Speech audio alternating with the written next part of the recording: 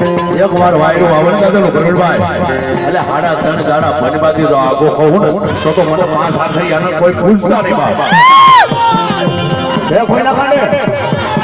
હા કોઈ ને મળી પૂછાડો તો હાથ કાઢીને આકલો મારે બાપ